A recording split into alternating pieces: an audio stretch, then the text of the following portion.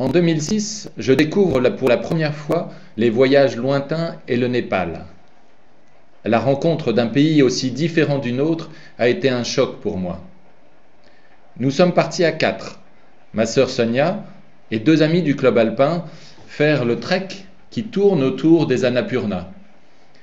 15 jours de randonnée avec un guide et un porteur, une semaine à monter une longue vallée bouddhiste, passer le Torung La Pass à plus de 5600 mètres et redescendre dans la plus profonde vallée du monde dans un univers hindouiste. Avec Sonia, nous avons tout fait pour rencontrer les habitants de ces vallées profondes, les enfants, les commerçants, les gérants des gîtes. C'était intéressant, mais nous n'avons jamais vraiment réussi à entrer dans leur univers.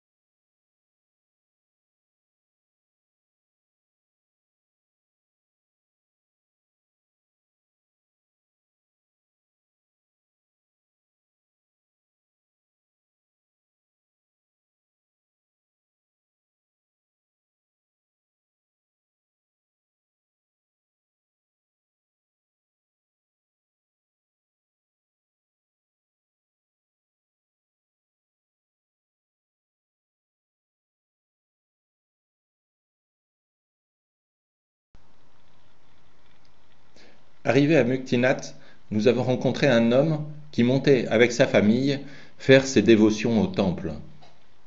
Il nous a proposé de le suivre et nous faire visiter ce haut lieu saint du Népal.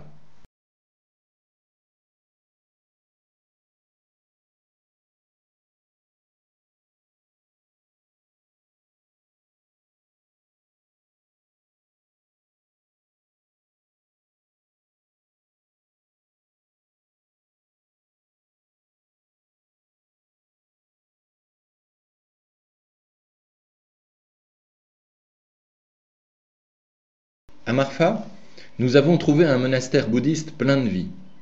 À notre arrivée, on se serait cru dans une vraie colonie de vacances. Ça criait de partout. C'était l'heure de la pause pour tous les petits moines du monastère.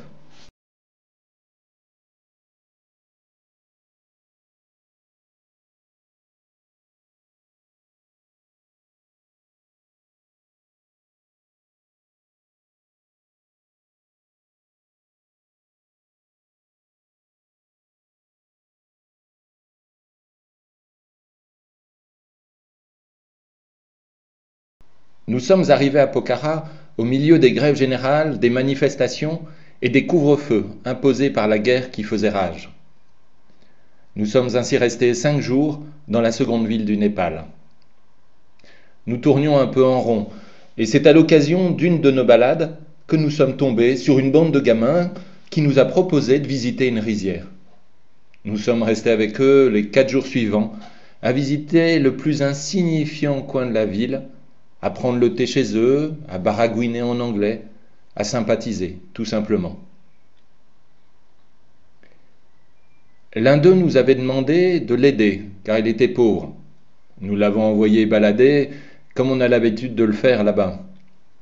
Au bout des 4 jours, j'ai décidé de les aider et de garder contact. Après 5 ans, ce contact s'est changé en profonde amitié, et ce fut le début d'une longue aventure.